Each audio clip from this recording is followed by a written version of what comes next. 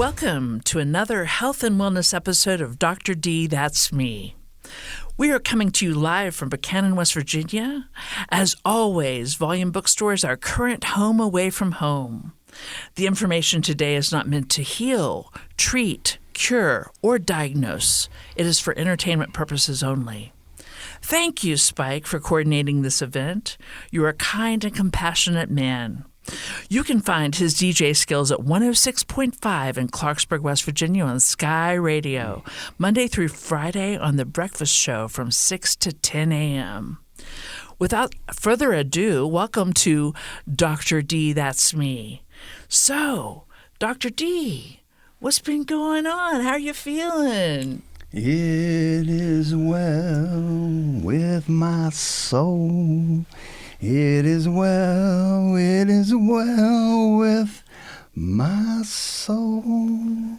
Awesome. Listen to that melodic voice. That is beautiful. So now that you're well, tell me what you're going to talk about today. So thank you, first and foremost, Sarah, for that introduction. I've been thinking about natural healing solutions. So what do you think about that? Oh, man, that sounds great, Dr. D. Let's say, first and foremost, we're going to stay organic. Is that okay with you? Yeah, organic, definitely. So let's look at anxiety. Okay. Anxiety's root emotional cause is worrying about your future. How do you recognize it? What do you do about it? And what is your action plan? So take your right hand, place it on your chest. Take your left hand, place it on your stomach. If your chest moves from your stomach, which it should distend outward more than your chest, this is the natural breathing pattern. Now, the second best way to calm down the sympathetic nervous system is to use an age-old healing remedy called ashwagandha. This herb comes from India and can relax the body into homeostasis. Tell me again what homeostasis means. I cannot remember that. So it's just a balance of all of your 5 subtle bodies coming together as one. Ah, so okay. it's a balance. That's what I want, definitely, to feel that way.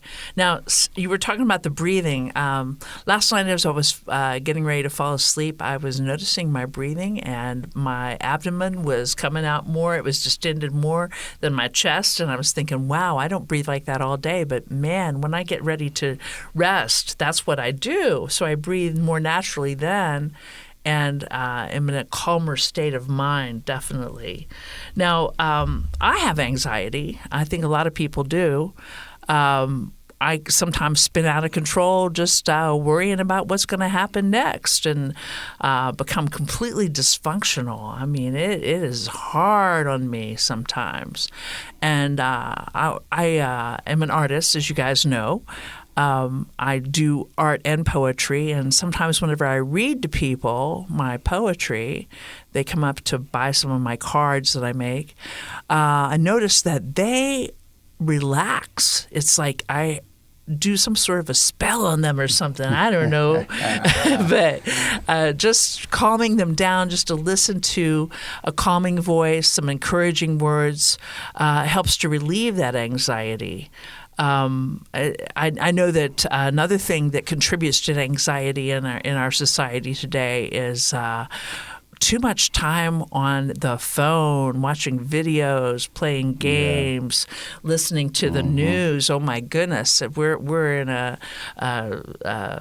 kind of a crisis with anxiety in our society. Did you hear that? Anxiety in our society. Yeah. A little play on words there, Sarah G. Yes. I see you working, girl. Absolutely. So also, what else do you have to say about that? Well, have you ever heard about the greatest selling book of all time? You mean the Bible? Yeah. So, ironically, it speaks to this very situation 365 times. And how many days do we have in a year? Oh, man, 365. That's some magic there for that to happen. Man. Just exactly right. Wow. Yeah. Anxiety is... It's a big concern in the world that we live in today. We have so many different distractions, like you had previously mentioned there. And I just think that We need to really focus in more on the now, because what you do today creates your tomorrow. So a lot of people will fast forward too much into the future, and it can cause some sorrow and some grief and some just worrying about where do I go? What about my future? Your future's secure, so square your shoulders, lift your head held high, know that you got the royal blood of heaven flowing through your veins, and everything's going to be all right. Oh man, that's some great advice. Let's do that. So also people have trouble with depression. Yeah. Depression affects almost everybody I know. Yeah, it's a big problem. Depression is a result of reliving a past memory that has never been resolved. This causes the mind to loop into itself, and it causes a cycle of doom and despair. This negative cycle keeps a person locked inside themselves.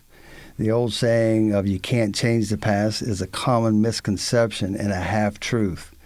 Yes, it's true you can't change the molestation, the abuse, the tears, the fears, and many of the other horrible things that have happened from the past. However, the good news is you can change how you perceive the event. Yeah, so you can forgive the perpetrator that hurt you, and then you can forgive yourself. Now the cycle can stop. You know, forgiveness is a hard one for a lot of people to reach down deep into their soul and to forgive other people and to forgive themselves. That is a hard one.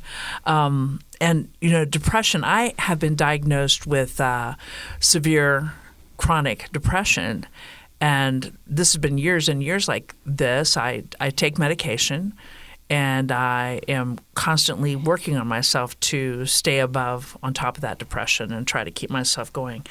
Things that I noticed that cause depression in me that are kind of unusual is I am severely sensitive to light. I have to have enough light. If you turn the light off in the room, I instantly start to tumble downward into depression, and they call that seasonal affective disorder. Don't be sad. Oh, now. Look at you do that. Every time. I can't get one by him. He always does that. SAD. SAD. That's not where you want to be. That's right. That's right. And another thing that I do to combat depression for myself is art therapy, or just even doing my art. I don't know if it's in the constraints of art therapy per se, but I think that anytime anybody does some art, it's kind of art therapy. You can have someone counsel you with that, and that's a great thing. So whenever I don't do my art, after several days, I start to feel a little unusual. And whenever I break out all of my art supplies and get some paper and just start working on it, it really, really helps me. And writing is a very good way to not only calm the nerves for anxiety, but also for depression, because you can write positive things and bring yourself up out of that. Yeah, keeping a journal is also good too. Yes, that's all part of it. Definitely a very good thing to do. So I do take antidepressants, and I'm concerned about the side effects from such things. 1 year I gained 40 pounds from changing my medication 4 times, gained 10 pounds each time I did. It was a mess. The other side effects that people can have is nervousness, insomnia, dizziness, nausea, tremors, loss of appetite or increased appetite, headaches, diarrhea, dry mouth, and people that have bipolar disorder can have an activation of mania in those patients. Yeah. So is there something that you have that would be an alternative to taking antidepressants? Yeah. You can take 5-hydroxytryptophan. According to Dr. Mark Stingler from his Natural Healing Library, what he says is that he recommends his patients with mild to moderate depression with this 5-HTP. because of its effectiveness. The reason why it's so effective is because of its ability to convert that 5-HTP into serotonin. And we know now that serotonin is our happy neurotransmitters. It makes you feel good about yourself. So it raises the levels of the mood balancing neurotransmitters again. So what you can take is 100 milligrams 2 to 3 times daily on an empty stomach. Don't take the 5-HTP in combination with pharmaceutical antidepressants on anxiety, anti-anxiety medications. That would be a no-no. So. Right. Well, this is really good to know because I know several people who are looking to try something different with depression. Now, can we look at the mind and how depression affects the mind and the mind affects depression? So the first Hermetic law is everything is mental within the cosmos or the universe. So we need to look at accepting the things that are out of our control, but then change the perception of the event that happened through forgiveness. And forgiveness for those who hurt you, and then maybe you have actually hurt someone else. So I think that's a big part of it. But the mind, it can be your ally or it can be your greatest enemy. And as Dr. Joe Dispenza said, don't allow your predictable past to determine your foreseeable future. The gift is in the here and the now. Yeah. So one thing I think is anxiety and depression can affect other parts of your body, especially the heart. Wouldn't you say? Yeah. That's a great point. Top of the list for diseases is heart disease. And as Americans, we always think that bigger is better. And that's a real serious problem as we get older. And my personal philosophy is less is more. My great-grandmother, or my grandmother, is 98 years old. And your grandmother is great. She is great. Yeah, that's a good catch. She is great. So she's 98, and she eats like a pauper, but she lives like a queen. So she's full of life, laughter, and most importantly, love. And nobody has ever died from having small arms, but many people have died from having what, Sarah G? What? A weak heart. Ooh, and for this reason, I always say, what, Sarah G? I'm not going out like that. No, we can't have that. No. So what are some natural remedies that can be used for better heart health maintenance that you know of? First off, exercise. Oh, yeah? Develop a daily routine that works for your body type. If you're overweight, start a good walking routine. Move your feet. Your life can be complete. Oh, no. There he did it again. Get your heart rate up, start sweating, drink more water, eat less food. Your heart will thank you in the long run. Eat more fish. Fish has the good fats that not only feed your heart, but fuels your brain. Well, that's great advice. I tell you what you might not know about me. I'm a pescatarian. Do you know what that is? No. I eat fish and seafood. Yes, okay. I do. It has nothing to do with religion. Some people say that, oh, you're a pescatarian. What church do you go to? No, I just eat fish. I don't eat any other meats and whatnot. So is there a type of fish that you would recommend? Yeah, cold water fish, such as salmon, mackerel, herring, and sardines. Above all, I recommend fish oil supplements with the whole foods of the salmon, mackerel, herring, and sardines, so the supplements complement, and it optimizes the amount of heart-healthy fat acids, better known as omega-3 fatty acids, found in these fish oil capsules. Ah, okay. So do you have a brand name, and how much do you take?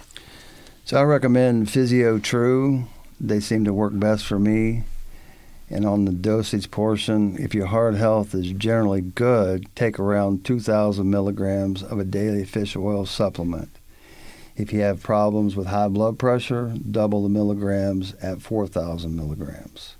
Okay. So what other diseases can be helped with fish oil supplements? Because I've heard that taking fish oil is really good. It's not just for your heart. There's other reasons you can take it, right? Yeah. There are numerous studies on what omega-3 fatty acids can help with your health. The DHA and omega-3 can reduce aggression in children who have been diagnosed with ADD or ADHD. And as Dr. Stengler has said, numerous studies with fish oil have been done on people with rheumatoid arthritis even, and the results, they've been very positive. Now, we just have to stop right here. I need to go out. I need to buy myself some fish oil right now. I'm sorry, guys. I'll be back in a minute. No, I'll stay. I'll stay at the end. Anyway. I need your help. Yeah. So another thing that we could talk about and need to know about is I enjoy sugar and sweets. I really do. And are there any natural sugar sweets that won't elevate my blood sugar levels? I've got to watch that. I'm like on the borderline of getting high blood sugar and, diabetes and stuff. Yeah. So you can go to your natural food store, or you can even go to Walmart now. It's pretty common. But monk fruit has a 0 glycemic index, which means it won't spike your blood sugar levels. And there is a fruit in China. It's a rare fruit called luhen or lohan. That's Luohen or Lohan. And it doesn't elevate your blood sugar. So again, we want to look at the whole food side of everything. That's where you're going to get your truest nutrition as opposed to the extraction of it. The extraction can still be highly efficient and effective for your health. But yeah, that Lohan, it won't elevate your blood sugar levels. It has a 0 calories, 0 blood glycemic index. Okay. So it's an ideal natural sugar substitute for tea, coffee, or other beverages, and for the use of making desserts. Yeah, okay. So is there any other fruits that you know of that would be helpful in that kind of way? Yeah. We can, that fruit also is used for colds, cough, sore throats, stomach aches, heart strokes, constipation, and diarrhea. The Encyclopedia of Traditional Chinese Medicine recommends 10 to 15 grams or 1 fruit boiled in water per day to address lung complaints. There are too many health benefits to list here. So stay tuned for more natural health remedies in the next episode of Dr. D, That's Me. Don't forget to like, subscribe, and share if you enjoyed this podcast. Well, thank you, Dr. D. You're welcome.